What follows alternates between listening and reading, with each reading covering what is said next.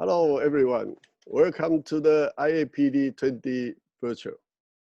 We all understand during this COVID-19, we are forced to separate and unable to travel to see each other in person. But also give us another opportunity to learn the new ways to keep us together and communicate even more, even though we are far apart in all over the world. So I would say good evening to many, and it's good afternoon for me, and for someone it's midnight, and for someone really late or really early in the morning. Okay, today we're going to have the lecture 18 of the Pulp therapy for primary teeth. And I'm so proud to announce that the IAPD20 virtual, I just talked to our very nice secretary, Lorraine. We have 2,300 participants of this virtual meeting. And I hope you will enjoy everything of the presentation. And Professor Manny Ekambaram received his dental degree in India in 2003 and received his master and PhD degree from the University of Hong Kong in 2008 and 2015. He also received a specialty membership in pediatric dentistry from Royal College of Surgeons of Edinburgh and Royal Australian College of Dental Surgeons in 2012 and 2014.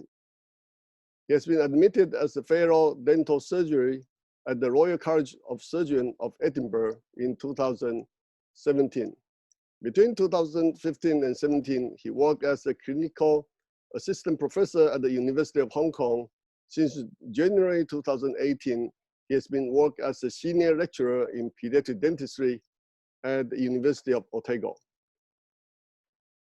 Professor Manny Ekambaram is also a registered specialist in pediatric dentistry with the Dental Council of New Zealand, holds an honorary associate professor appointment at the University of Hong Kong, and he supervises 6 postgraduate research theses, presently supervising master's, doctor's, and PhD research theses both at the University of Hong Kong and University of Otago, and also a standing member of the IAPD Science Committee.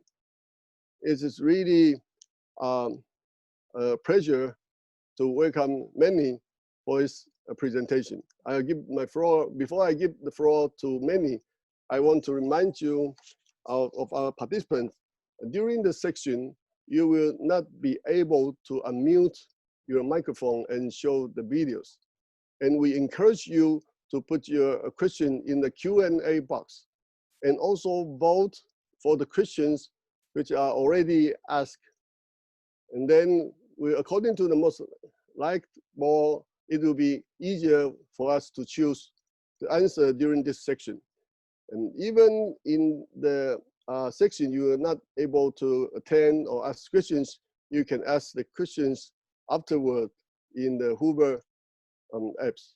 Now I'll give the time to Manny, because Pulp therapy in primary dentition is the most challenging and almost often the practice in the pediatric dentistry.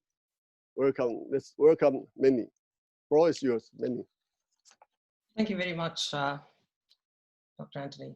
I'll just minimize this. A very good evening from New Zealand.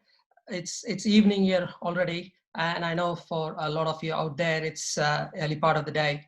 Now, in my presentation, I'll be mentioning about certain products and their companies, but I have to declaim that I do not have any business interest in any of those companies or products, and the recommendations that I'm going to make are purely based on research evidences. Now, this is going to be the outline of my presentation. In the earlier part of the presentation, I'll be talking about the aims of pulp therapy, what are the indications for pulp therapy in primary teeth, how do you make a diagnosis, and how do you differentiate that a tooth is got a vital or a non-vital pulp based on their clinical signs, symptoms, and radiographic presentation. And towards the later part of the presentation, I would be showing the research evidences that are available to support the treatment procedures that are available for vital pulp therapy and non-vital pulp therapy. Right. Now, why would you want to do pulp therapy? For particularly in primary teeth, the procedure aims to maintain the tooth in a healthy condition. If a tooth is preserved in a healthy condition, the tooth can be functional. The child would be able to use the teeth for chewing and getting the adequate nutrition from the food that will be useful for the growth and development of the child. And also that the tooth could be kept symptom-free until the time it exfoliates naturally.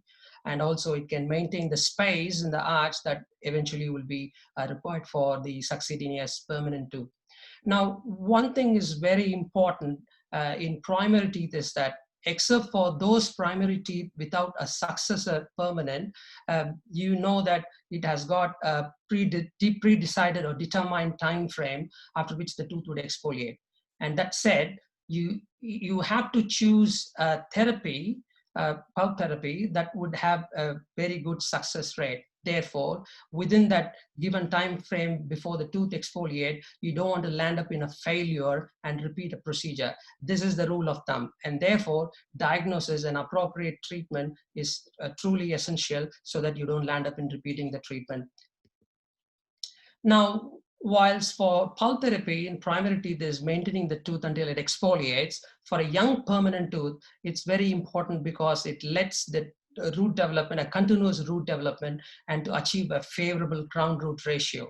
And also that if a pulp is maintained vital in a young permanent tooth, it can lead to continuous dentin deposition, both in the coronal part as well as in the radicular part, and that would mean that the tooth can stay longer in the mouth without prone to fracture at the cervical area. Though my presentation here, it's going to focus on pulp therapy, I will not be focusing a lot on the young permanent tooth. Now, what are the indications and form of vital pulp therapy? It purely depends on whether the pulp is reversibly inflamed or irreversibly inflamed. If it's a reversibly inflamed pulp, then the therapy is going to be a vital pulp therapy. On the other hand, if the inflammation is irreversibly gone, it's stage where you can't repair the pulp inflammation, or the pulp is already necrotic, then non-vital pulp therapy is indicated there. What is very important is to come up with an accurate diagnosis, and that can only be made based on the patient's medical dental history and the patient's complaint, the clinical signs and symptoms, the radiographic signs, and the special test. But I have to mention that the special tests such as pulp sensibility test are not reliable in primary teeth, and therefore we are not going to do that because given the age of the child. With the pain being the most common complaint from the patient, except for teeth with necrotic pulp, it's important to ask further in-depth question about the pain. Where is the location of the pain and the intensity of the pain? What is also very, very important is to ask if the pain is spontaneous and how long does the pain last? Was there any identified aggravating or relieving factors for that pain? And also it's important to note if there are any extraoral signs and intraoral signs. If you see that if patient has got an asymmetrical face due to an infected tooth, then that tells you that the tooth has gone beyond the stage where you can do a vital pulp therapy. Similarly, if you see an abscess or a sinus in the gum related to a carious tooth, then that tells you that the pulp has become necrotic and irreversibly inflamed as well. So those are the clinical signs. And when you take a radiograph, maybe a bite wing, a periapical radiograph, or sometimes even an OPG, you will have to look very carefully between the root of the affected tooth with caries and beyond the apical area, and also the adjacent bone, to make sure that the infection is not spread beyond the coronal pulp. As I told you previously, that since pulp sensibility tests are not very reliable primary teeth, we are not going to do that in coming to a diagnosis. Now, if the pain is of a short duration, and if it doesn't arise spontaneously, then that suggests that there is a scope for doing a vital pulp therapy because the pulp is only reversibly inflamed. So this is very, very important, because if you could do a reversible if you could do a vital pulp therapy in a tooth affected with reversible pulpal inflammation, the procedure is a lot simpler and has got very determined success rate. Now, on the other hand, if the pain lasts even after the removal of a known aggravating factor, or if the pain arises spontaneously, then that tells you that the involved pulp is very irreversibly inflamed, and therefore you have to consider non-vital pulp therapy. And also that sometimes if the tooth has got necrotic pulp, it will lead to an abscess or a sinus tract, and that also might exhibit with gingival inflammation that is not plaque induced, and might have an excessive mobility, not from root resorption due to exfoliation. Now, this is an intraoral clinical photograph of a patient where the tooth 7-4 with a glass enamel cement on the distal occlusal aspect is showing an abscess. And similarly, a tooth 8-5 with MO is also showing an abscess. If you see a tooth with such an abscess, then that shows you that the tooth is no more suitable for a vital pulp therapy. Now, upon radiograph, as I told you previously, a furcation radiolucency is very, very important to look for. And that tells you that the infection has gone beyond the coronal pulp. Some might wonder why there is a radiolucency at the furcation area and between the root, unlike permanent teeth where the radiolucency is usually at the periapical area. In primary molars, there are several accessory root canals at the furcation area connecting from the pulp cavity, and therefore any infection accumulates at the furcation area, and that's why clinically an abscess looks like a gingival abscess corresponding to the furcation area.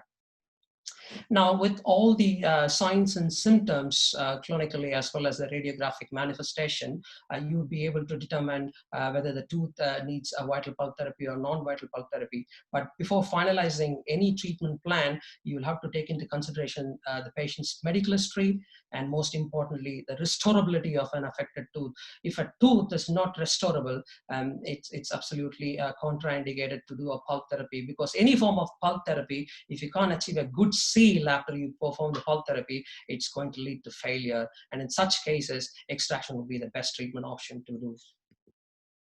Now, what are the vital pulp therapy options that are available for us? There are three major vital pulp therapy options. One is the indirect pulp treatment, the two, direct pulp capping, and three, the most common ones, the pulpotomy. And for the non-vital pulp therapy option is pulpectomy, but lesion sterilization is also another option, but I'll show you at a later part of my presentation what are the research evidences available for that as well.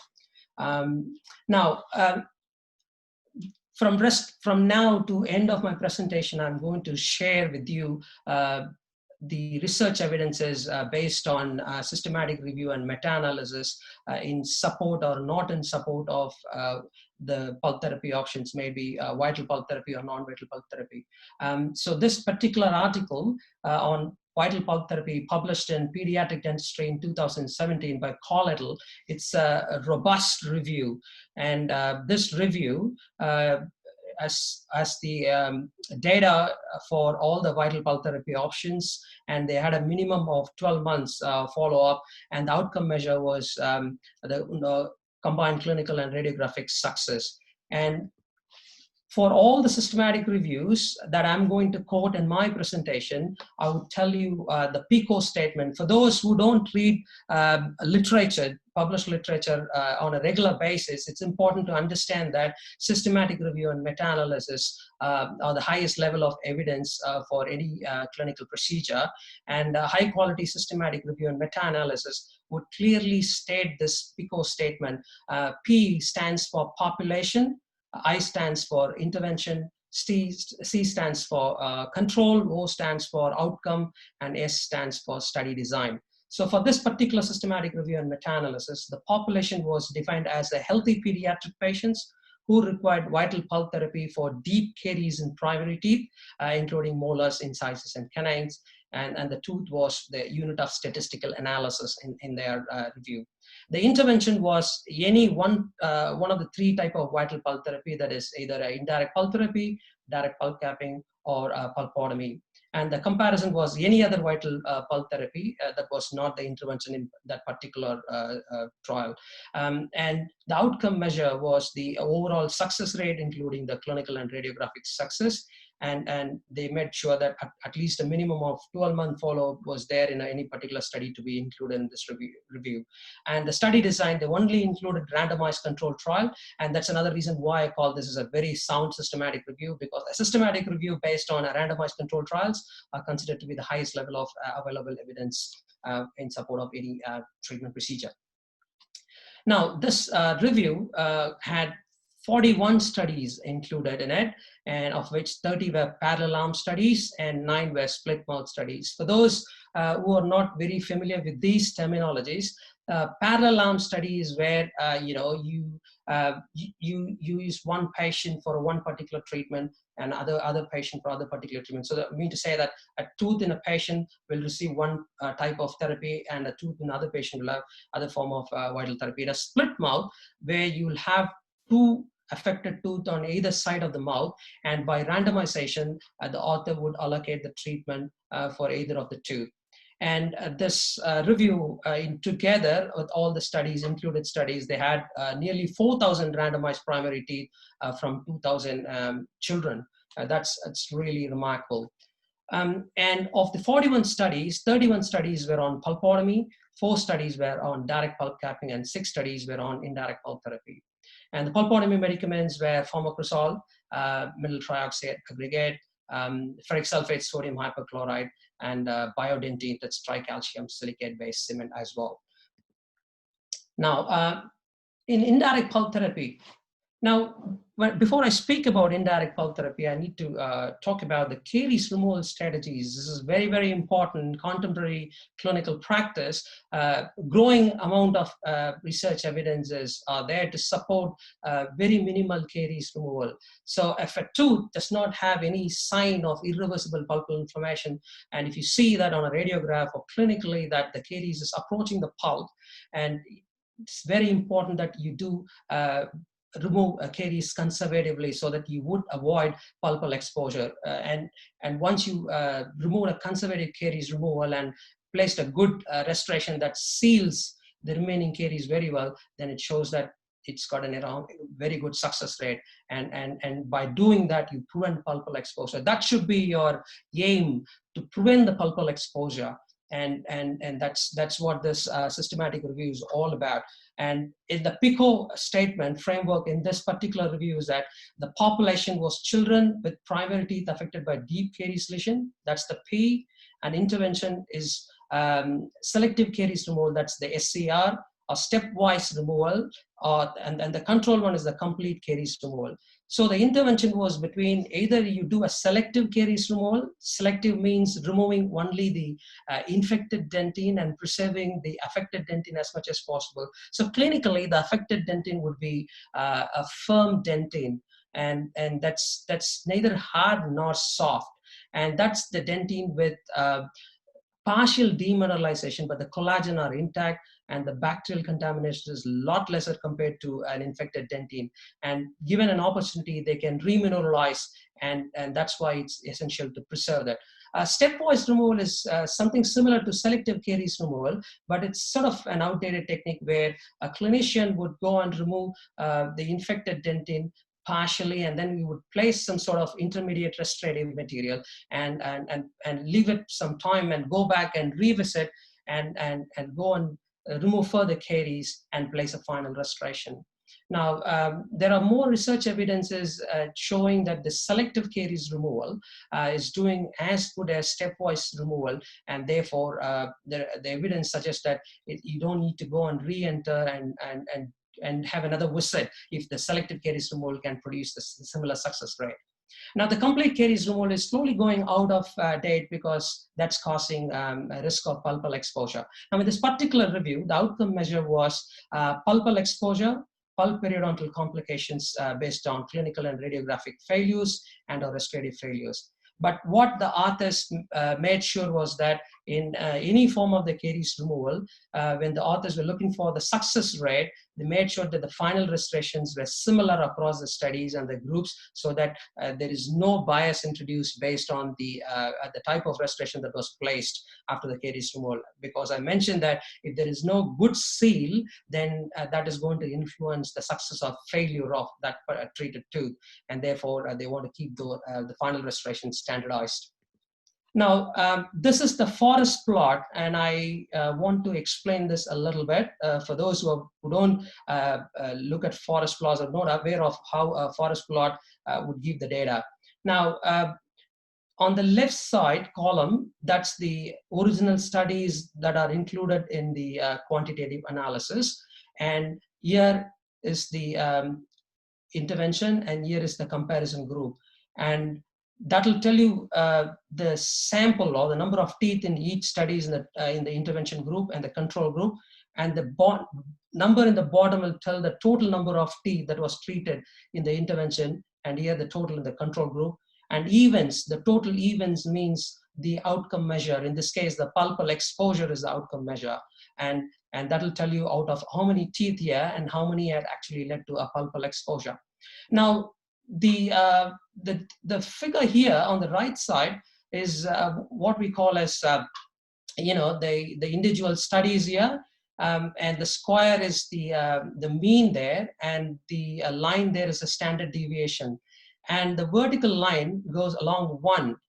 And that means if the mean data is on 1, then that study shows that the results are neither in favor of the intervention nor on in the control.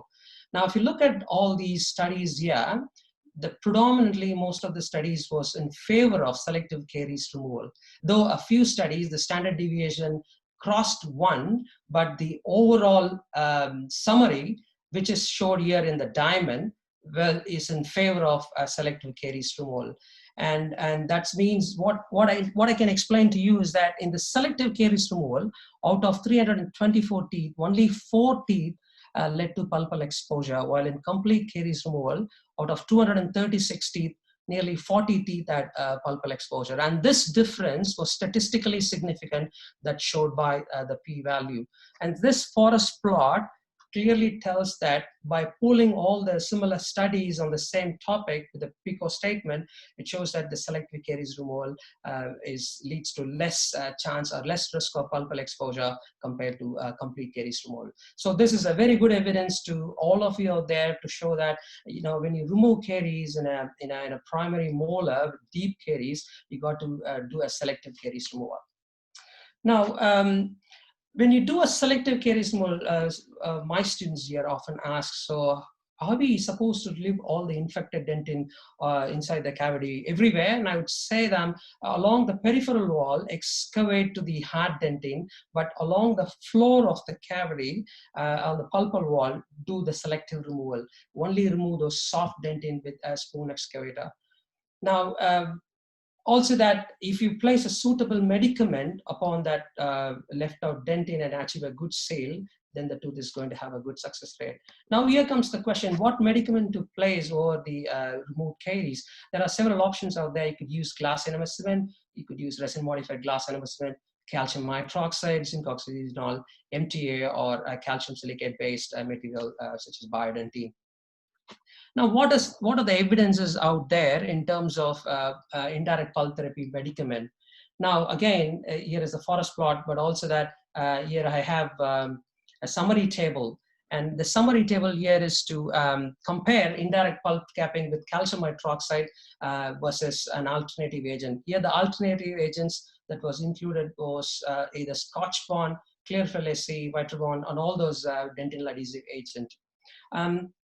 There were 3 studies that were included which compared calcium hydroxide with these alternative medicaments, and out of 221 alternative medicaments, 218 had an overall success rate. compared to 98 calcium hydroxide, where 93 had a overall success rate. And this difference was not statistically significant. You see that diamond there, it's right on that 1. So that means it's neither favors calcium hydroxide or the alternative medicaments. And that's also reflected in the p-value, which is more than 0.05. And the quality of evidence based on all these 3 studies is moderate. And the grade method to give a score is either a high or a moderate or low or very low. And that is based on a selective criteria that itself is a presentation. So I'm not going to go in depth, but by just moderate means a decent amount of quality of the evidence upon which this result is based upon.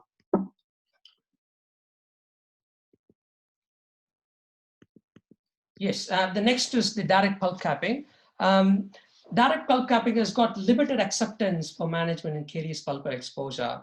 And apart from pulpal exposure due to mechanical reasons such as trauma, if the pulpal exposure is based on caries, then the direct pulp capping seems to be not having a great success rate. Of course, there are reasonably good medicaments if you want to consider, that's calcium hydroxide and MTA.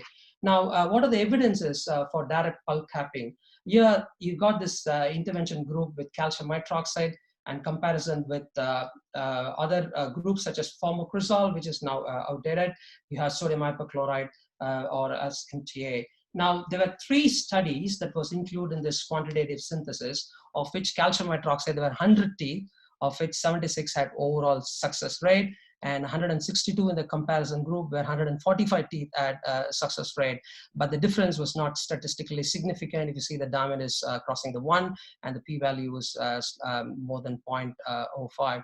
And they want to tell you that the quality of evidence was very low for this particular quantitative synthesis.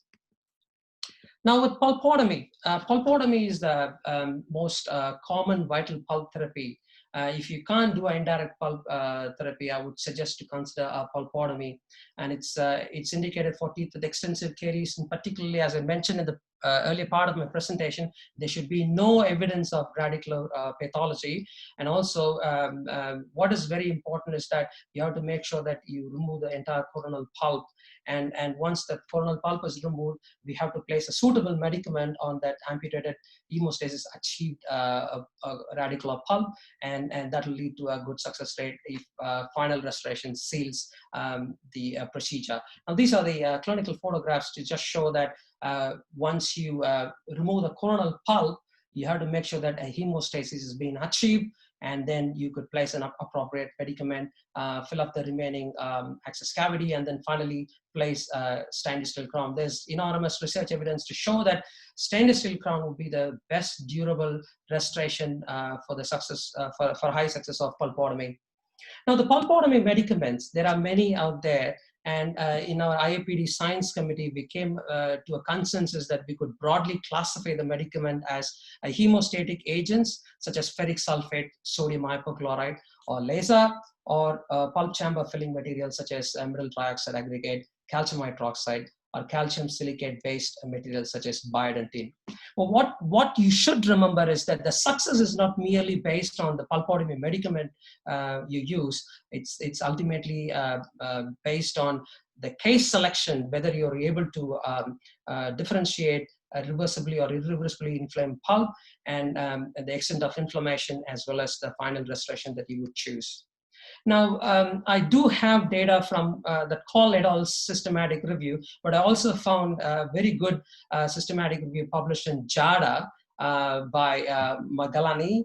And the PICOS statement for that particular review is that the target population P is the healthy pediatric patients who require pulpotomy treatment for vital asymptomatic carious primary molars. The intervention group was the MTA pulpotomy treated tooth. The comparison was the primary molars treated with formocrosol. And the outcome was the clinical and radiographic success rate. And the follow-up period was up to 24 months, which is very important. If you read any randomized controlled trial, you have to make sure that you have at least 12 months to up to 24 months. 24 months is a pretty good follow-up duration. And any randomized controlled trial less than 12 months, I would suggest may not be long enough for a follow-up. And the study design here was randomized controlled trial. As I told you previously, it's a high quality study design. Now, what the systematic review shows that the clinical success rate for MTA or pharmacrosol, there was no significant difference. Similarly, the radiographic success rate, though is slightly in favor of MTA here that you see in the forest plot, the diamond just still touches 1, and that means that it's not statistically significant. So from this particular systematic review, we could conclude that there is no difference based on the clinical or radiographic success rate between pharmacrosol and MTA. From Call et al. Paper, similarly, they compared pharmacrosol and MTA based on the published studies, and the quality of evidence was pretty high.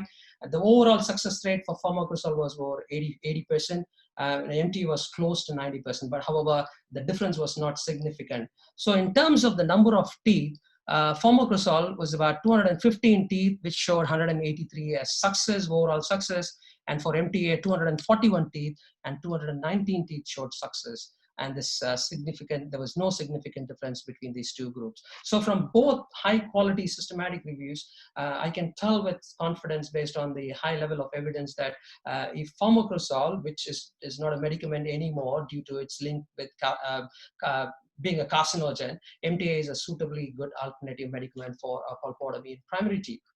Now, how does MTA compare with other medicaments, or how are the comparisons between other pulpotomy medicaments? Now, with MTA and calcium hydroxide, MTA has overall 89% of success rate, while calcium hydroxide has only 46%. And this is based on the moderate level of evidence, and it's been statistically significant. You could see that in the forest plot. And in terms of the number of teeth, out of 74 teeth treated with calcium hydroxide pulpotomy, 34 only had an overall success rate compared to 116 teeth with MTA, over 100 teeth had a success rate. And this difference was statistically significant. Now with MTA versus ferric sulfate, ferric sulfate is another reasonably good material. And from this comparison, MTA had overall about 90% success rate, while ferric sulfate at 80% success rate. It does look like the number are usually different, but it was not statistically significant here. And the evidence is based on moderate level. In terms of the number of teeth, ferric sulfate, out of 100 teeth, 80 teeth had overall success rate, while MTA for 107 teeth, 99 had overall success rate.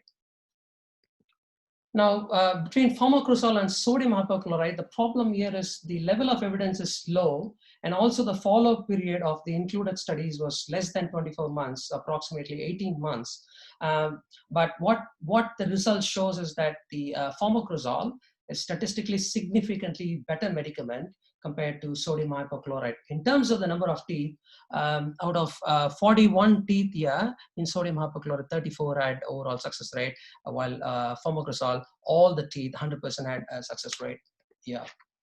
In terms of MTA and biodentin, that's another frequently asked question. How about biodentin? Biodentin is the newer, sort of relatively newer material, and could be a good alternative as well.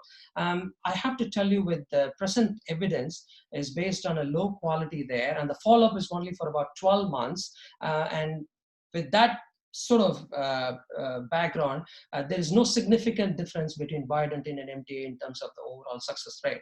In terms of the number of teeth, out of 63 teeth that was treated with biodentin, 60 had an overall success rate, and out of 65 MTA, 62 had overall success rate. So I can tell you that there will be more evidence in favor of biodentin as a suitable pulpotomy medicaments as good quality studies evolve. Now, in summary of all the pulpotomy medicaments, the combined success rate of all the medicaments is over 80%, which is pretty good. That means pulpotomy is a very is a reliable vital pulp therapy and has got a high success rate. And among the between pharmacrosol and MTA for 24 months is based on high quality of evidence. Both are equally good. There is no statistically significant difference between their success rate. Out of all the other medicaments, when you compare them with calcium hydroxide, they're all superior. So with MTA, calcium hydroxide is only 46, MTA is over 80%. With pharmacrosol, it's over 70%, and for ferric sulfate is over 80%. And this is based on a more moderate to low quality evidence. So in summary, calcium hydroxide is not a great medicament, pulpotomy medicament for primary teeth. If MTA, if you find it expensive, with limited evidence, I think bioidentine could be a suitable alternative. If not, ferric sulfate also could be a reasonably good pulpotomy medicament with the current evidences that are available. I've skipped the slide here. Now, we have myself and with my colleagues at the University of Western Australia, we did some critical review on pulpotomy medicaments. Usually, if you consider randomized control trial, there is a risk of bias assessment tool based on Cochrane, and that will synthesize data from the randomized control trial and do a risk of bias assessment. And based on grade, we could synthesize data. But what we use in our critical review paper is that we used a criterion-based assessment that was proposed by Fuchs and a colleague. And we retrieved originally published randomized control trial pulpotomy studies in primary teeth from 2006 to 2016, and we graded them on that criteria. And what we found was that only 3 studies were of a very good grade. And predominantly the studies were either B1 or B2 or C. So the grade here means the A is a very high quality paper, least risk of bias, and grade C is a low level evidence because there is a significant bias in that study. So what we concluded from our critical review is that the current qualitative assessment clearly highlights that there are inadequacies in the published studies, especially the study design, and the clinical and radiographic criteria are not clearly mentioned in most of the published studies. And this means that the future researchers who are going to perform pulp therapy studies have to have a very clearly defined clinical and radiographic success criteria.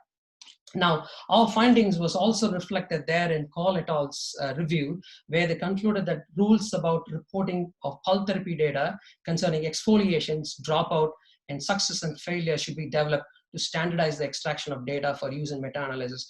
Why it is important to have a standardized method to conduct and report trials, because if the studies don't do that well, then that means that there are some issues in the study, and that will introduce bias. And also that if each one do not report that sort of key information, it's very difficult to pool the data from those individual studies in order to achieve a meta-analysis. So that's important for future researchers. Now, moving on to pulpectomy. Pulpectomy is a procedure for primary molar with irreversibly inflamed pulp or necrotic pulp. Now, what is very important to know is that it's rather impossible, I would say, to eliminate the entire pulp from the root of primary molar due to the complex roots radicular pulp system. There are accessory canals everywhere, and it's very difficult to get rid of them entirely. And therefore, it is important to carefully plan the procedure. And not to my surprise that on most of the developed countries and public funded systems, we don't do pulpectomy as much, we do pulpotomies. And particularly under general anesthesia, if a tooth is infected or if we can't achieve a hemostasis while attempting to do a pulpotomy, we very often land up in extracting the tooth.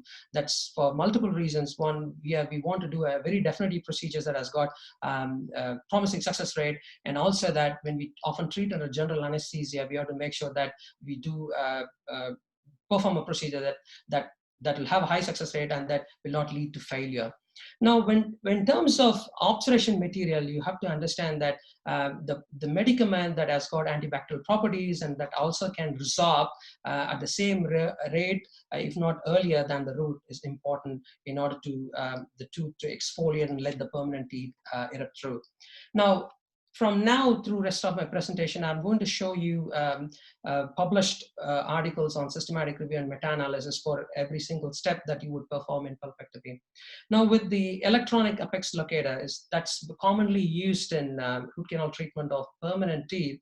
How do they perform? How well they perform in pulpectomy in primary molars? And this is the meta-analysis here that was published in International Endodontic Journal in 2015. And that meta-analysis is on the accuracy of electronic apex locator in primary teeth when compared to actual root canal length. Was there any difference in root canal length that electronic apex locator shows from that of actual root length? Now, again, this is a forest plot that has got all the individual studies here. And on the left side is the actual root canal length, and the right side is the electronic apex locator's reading. So what this concludes here is that the mean root canal length measured using electronic apex locator was 0.1 millimeter shorter than mean actual root canal length. And this difference was found to be statistically significant. So what it tells that if you use electronic apex locator, you probably would measure the root length shorter than the actual root length. Now, the good news is that between the teeth with root resorption and with no root resorption, there was no significant difference. Meaning to say that although readings in teeth without resorption were more accurate than in those with resorption, there was no significant difference. So if you use electronic apex locator, even with teeth with root resorption, you'll be reasonably able to estimate the working length for root canal instrumentation. Now, here comes a systematic review that compared the rotary canal instrumentation with manual instrumentation. And this work was done by our colleagues at Hong Kong University. This is a high quality systematic review on meta-analysis.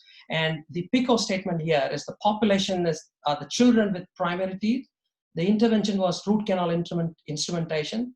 The control group was manual canal instrumentation. The outcome measures was the success rate based on clinical and radiographic features, the quality of the root filling, instrumentation and root filling time, postoperative pain, and cleaning effectiveness. Now, if you look at the forest plot, these two forest plots are based on the clinical success and radiographic success. It shows here a 6-month data, but in terms of the instrumentation, I think it's fairly okay. The longer the better. But what we do see here is that there is no significant difference between rotary and the manual instrumentation after 6 months in terms of the clinical and radiographic success. One good thing about here is that the authors have sorted out the studies that have been included in this meta-analysis based on the low risk or high risk. So for any reader, you could see that how the studies have sort of worked in terms of their level of risk, whether they're in favor of manual or rotary, and what is the pool data here combining both the studies there.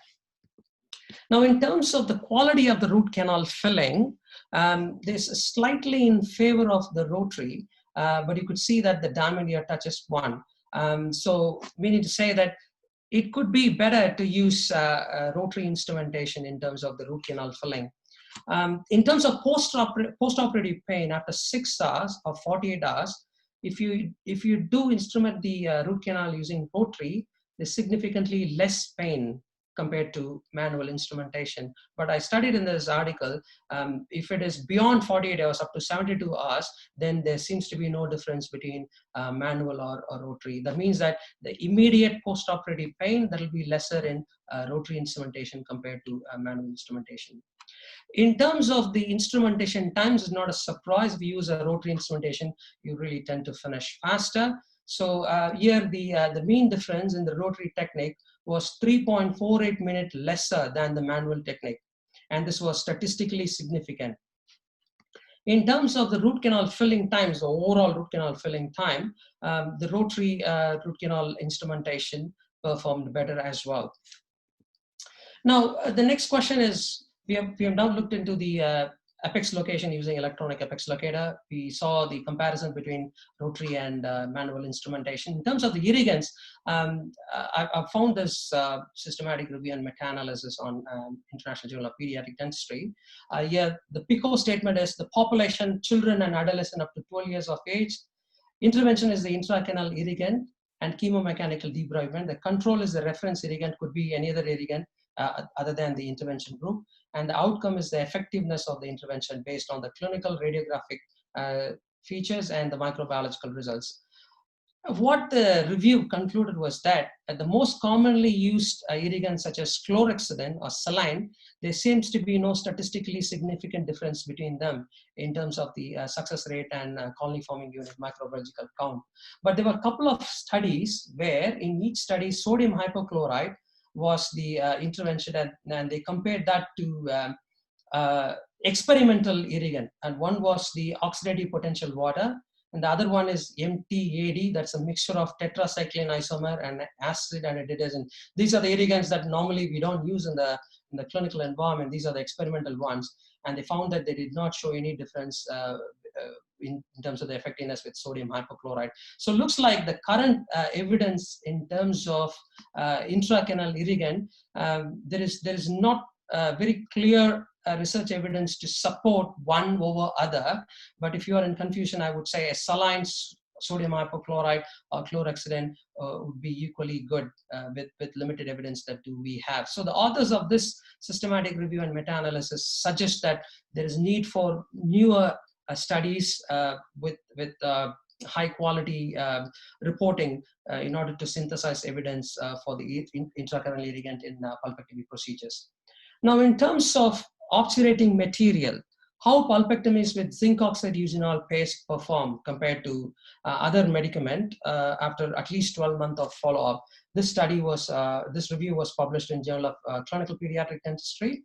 And there were two studies that the authors included, of which Osalp et al. They compared zinc oxide eugenol with Vitapex.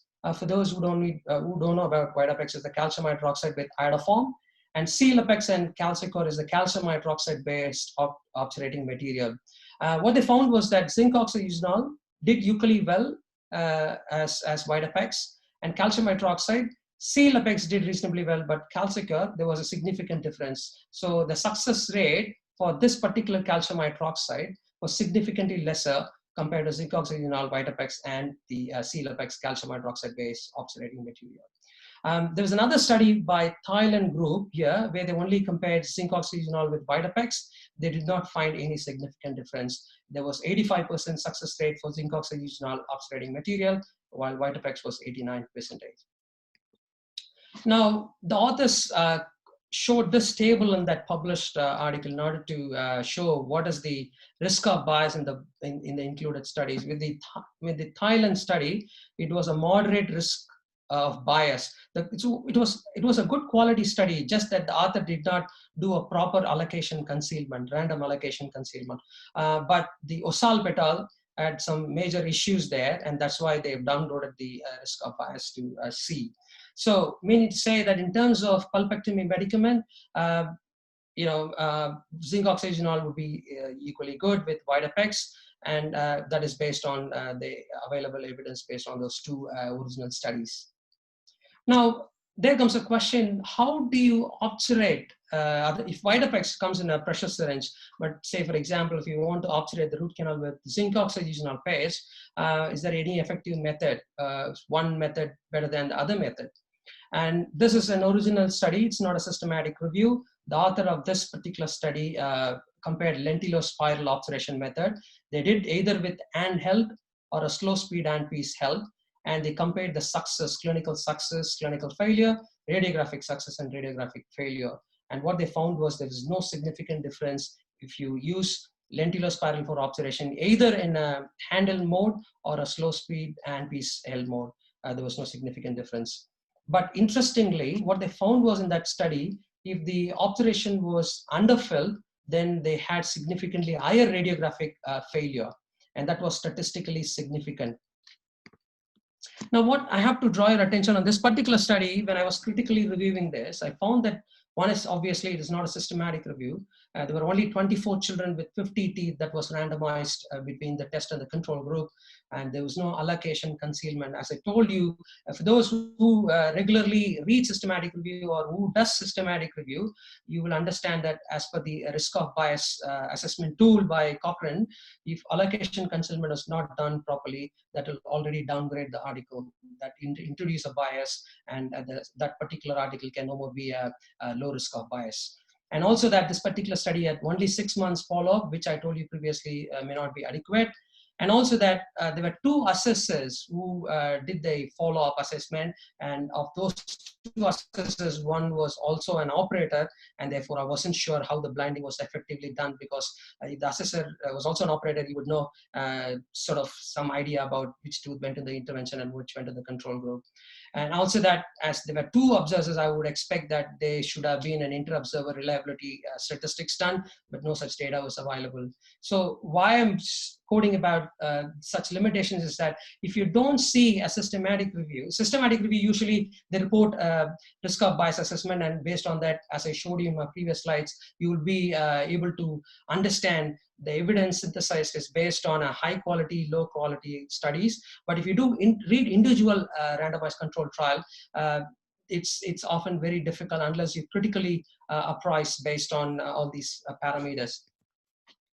Now, I know some of you will have questions about lesion sterilization and tissue repair as a non-instrumentation mode of treating non-vital primary teeth. Is there any evidence? I found this very recent one published this year in Clinical Oral Investigation.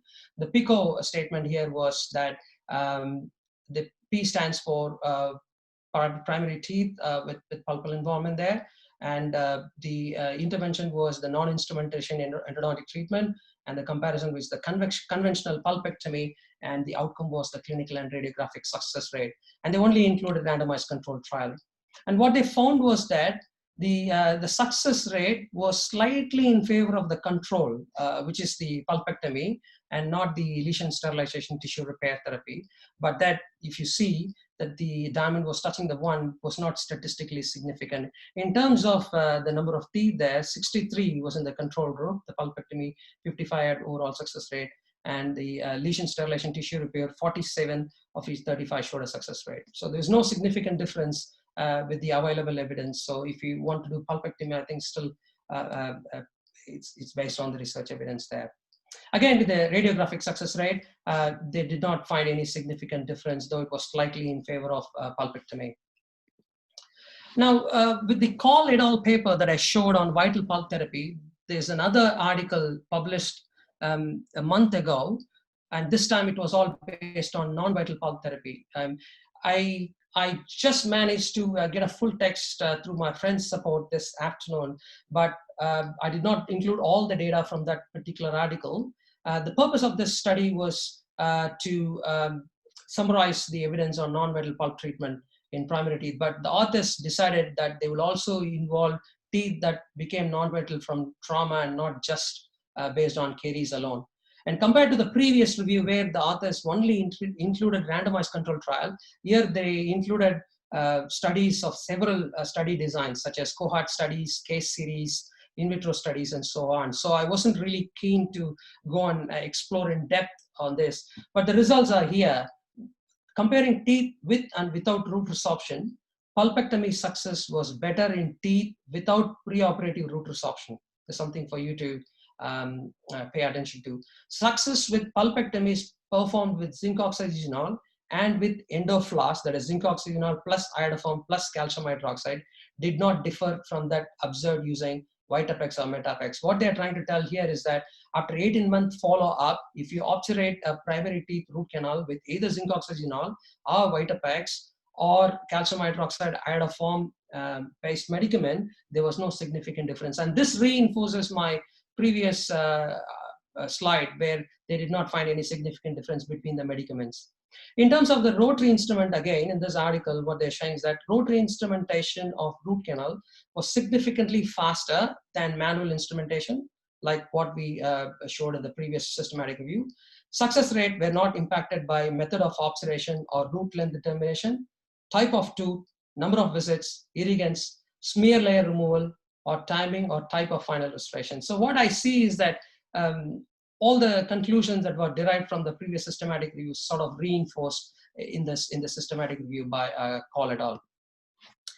Finally, what I also thought was I should go and look for Cochrane reviews. You know, Cochrane review is a highly respected review on healthcare-led questions. And I found this systematic review, which is recently updated in 2018. And it's again, it's on all the pulp treatment options for primary teeth. So the conclusions were that the pulp treatment for extensive decay in primary teeth is generally successful, which is good news. That means we can continue performing pulp treatment for primary teeth. And the evidence suggests that MTA may be the most efficacious medicament to heal the root pulp after pulpotomy of a deciduous tooth. Again, this reinforces what I showed from the previous slides, that MTA is the best alternative medicament to pharmacrosol for pulpotomy procedures based on the strong level of evidence. Regarding the pulpectomy, there is no conclusive evidence that one medicament or technique is superior to another. And so the choice of the medicament remains at the clinician's discretion. Again, this reinforces what I've been telling, that you could use either zinc oxygenol or Vitapex or Endofloss for root canal obturation of primary molars. Regarding the pulp capping, the small number of studies and low quality of evidence, limited interpretation. So we need to say that pulp capping, there's not enough evidence, and if at all there are any, there are very low quality evidence, and therefore it's best to avoid pulp capping in a primary molar if the pulp is exposed due to caries. And that means either you would perform indirect pulp therapy or you would do a pulpotomy. And for pulp capping, it's like taking a chance with the available evidence. So thank you very much for your attention. I'm very happy to take questions.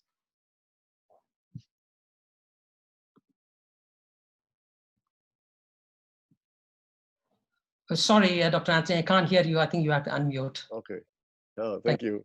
Thank you for reminding me to unmute my microphone. Thank you for your presentation. It's a very update and informative presentations. We do have several questions here. And I think one of it is because right now we understand we try to avoid the pulp exposure. And one of the questions is asking, removing caries, what about the caries at the DE junction? Right. Again, if at the DE junction, that's, I understand it's dentino-enamel junction. Yeah. It depends on if you're familiar with the ICDAS coding for caries. Sometimes if the caries, even if it progresses to the dentino-enamel junction, it may not necessarily be a large cavity. And that sort of caries we call as ICDAS-4. You could actually seal those caries using a flowable composite. You don't need even to drill. I'm only talking about the ICDAS-5 or 6, where there is a open cavity where the caries has already reached the dentin. That's where I'm talking you to remove the selective infected dentin. For those where the caries is into the dentin and is not a cavity, you could just seal it with a flowable composite. You mentioned for the caries removal, it's in peripheral, you will remove up to the sound dentin. Will that refer to the area of the dentin enamel junction, or even closer to the pulp? Well, if you look at a cavity, what the place is, what I'm saying is the walls of the cavity. The once it goes to the base of the cavity, because the pulp chamber is sitting right in the center of the tooth, and any affected dentin right above the pulp on the floor of the cavity is where I'm particularly emphasizing on being conservative. Along the walls, if we could remove until the hard dentin, that'll be very good for your material adhesion. Thank you.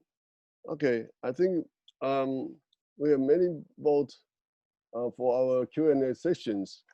Can we perform partial pulpotomy in primary teeth?